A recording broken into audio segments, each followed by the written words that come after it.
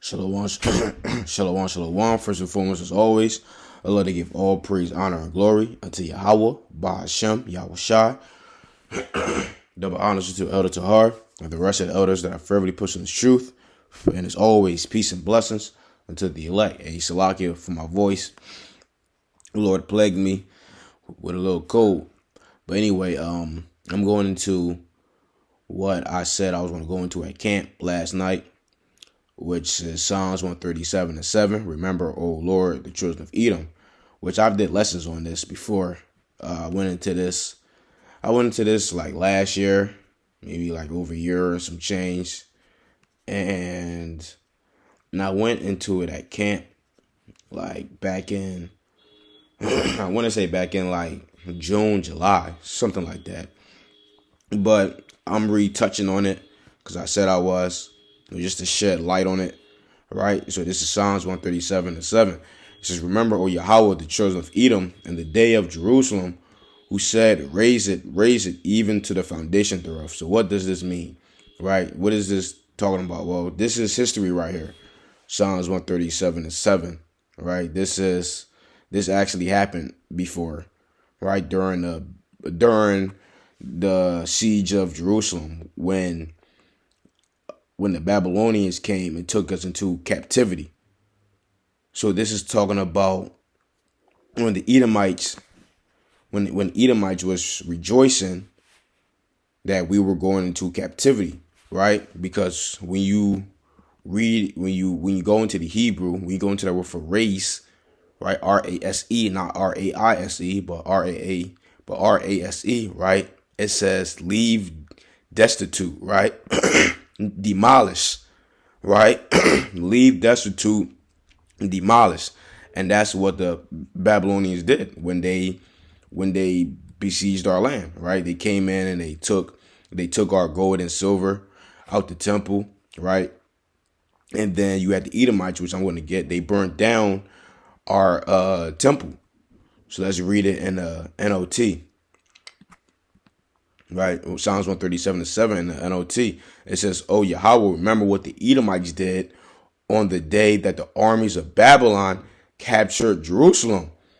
Destroy it," they yelled. Level it to the ground. You see that? Level it to the ground. So that's what that's talking about. When the Babylonians came and captured Jerusalem, right? And you read about that in the book of 2 Kings. Let me go ahead and grab it. Like I said, Salaki for my voice. Heavenly Father plagued me. 2 Kings.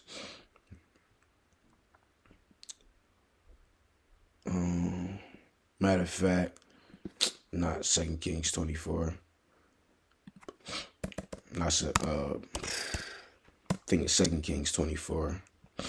Yeah, here we go. 2 Kings chapter 24 and verse 1. It says, in his days, Nebuchadnezzar, king of Babylon, came up, and Jehoiakim became his servant 3 years. Then he turned and rebelled against him. So now jumping down. Jumping down to verse 10. It says, at that time, the servants of Nebuchadnezzar, king of Babylon, came up against Jerusalem, and the city was besieged. And Nebuchadnezzar, king of Babylon, came against the city, and his servants did besiege it. You see that? And his servants did besiege it. So now let's go ahead and go open up another tab. Like Elder Tahar say, as he would say. Go back to Psalms 137 and verse 7, and we'll read it again. It says, remember, O Yahweh, the children of Edom, in the day of Jerusalem, who said, raise it, even to the foundation thereof. And this is expounded more when you read in the book of Obadiah, because you even have certain verses in the book of Obadiah that already came to pass. Obadiah, for the most part, is prophecy, but some verses in the book of Obadiah already came to pass.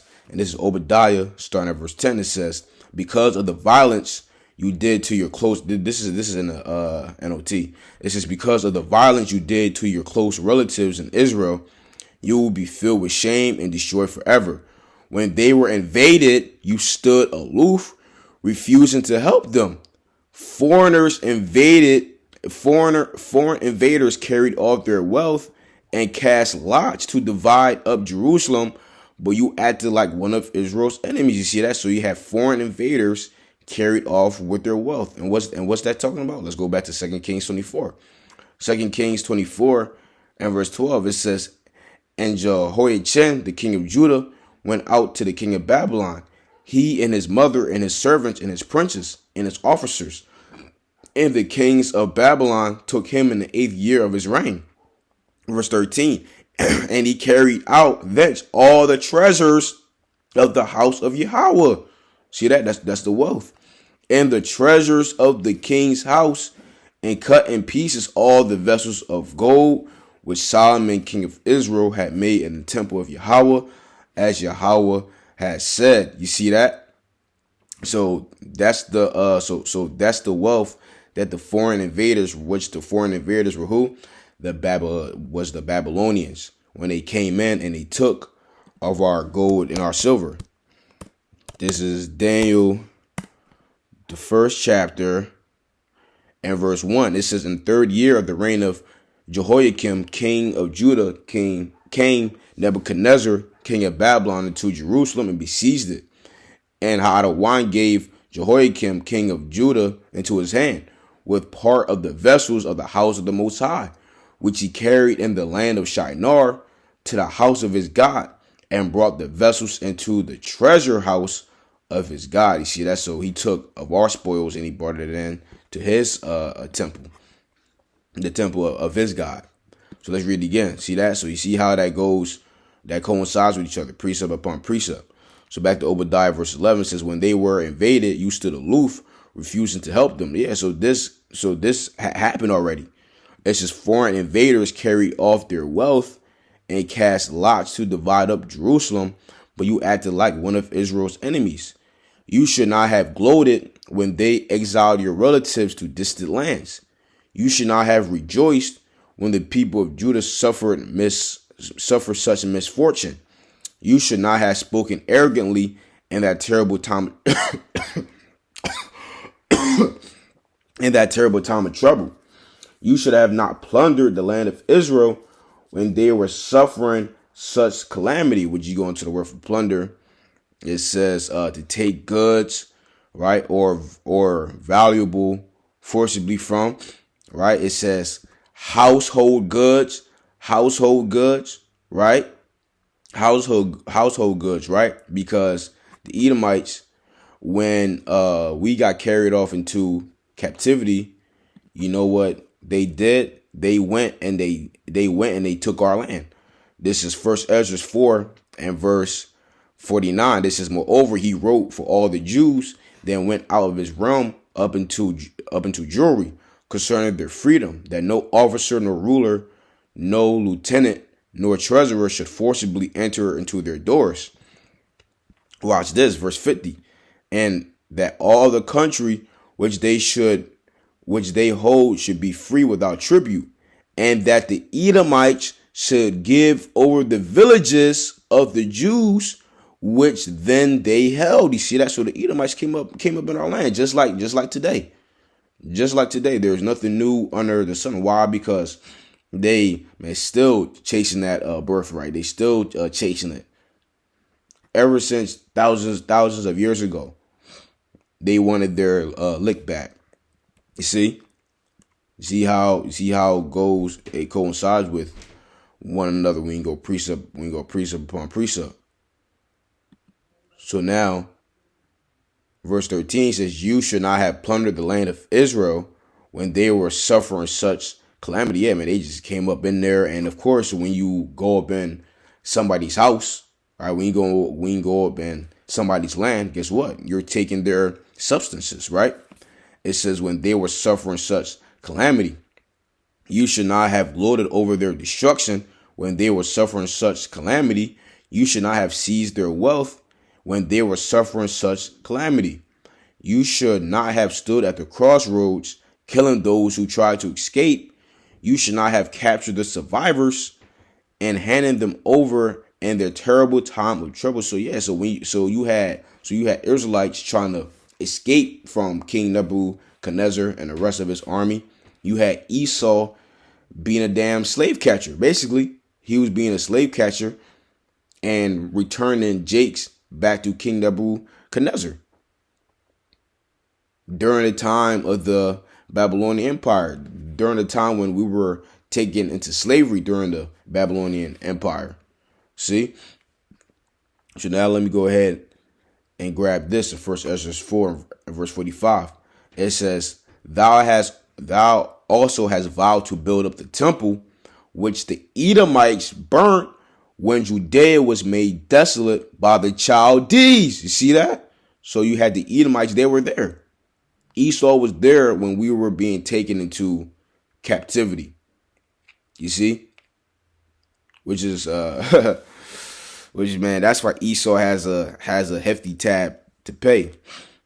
But anyway, so that's what Psalms 137 and 7 is going into. Remember, O Yahweh, the children of Edom in the day of Jerusalem, who said, raise it even to the foundation thereof. You see that? Destroy it, or destroy everything. And that's why Esau is going to be repaid back for all his debt, for all they have done. So now let's read it in the King James version, Obadiah verse 11, and then I'm going to close out. It says, "In the day that thou stoodest on the other side, and the day that the strangers carried away captive his forces, and foreigners entered into his gates, which was the Babylonians, and cast lots upon Jerusalem, even thou was one of them." Yeah, you were one of them. "But thou shouldest not have looked on the day of thy brother, and the day that he became a stranger," showing you that Israelites can be called strangers. "Neither shouldest thou have rejoiced over the children of Judah in the day of their destruction. Neither shouldest thou have spoken proudly in the day of distress." So this is showing you that, this already happened. See? Verse 13, "Thou shouldest not have entered into the gate of my people in the day of their calamity. Yea, thou shouldest not have looked on their affliction in the day of their calamity, nor have laid hands on their substance in the day of their calamity." This is, and this is how you know that this is dealing with a whole nother time period. All right, because what substance do we have prior that Esau took from us when we was in Africa and Europe? See what I'm saying? And this is dealing with the Southern Kingdom. Now it would be a case. Oh yeah, well this happened during 1492, but this is dealing with the Southern Kingdom. Verse 14, it says, "Neither shouldest thou have stood in the crossway to cut off those of his that did escape. Neither shouldest thou have delivered up those of his that did remain in the day of distress." All right, so that's what Psalms 137 and 7 is dealing with. Yahweh Desire, if you brothers and sisters were edified. Till next time I say Shalom.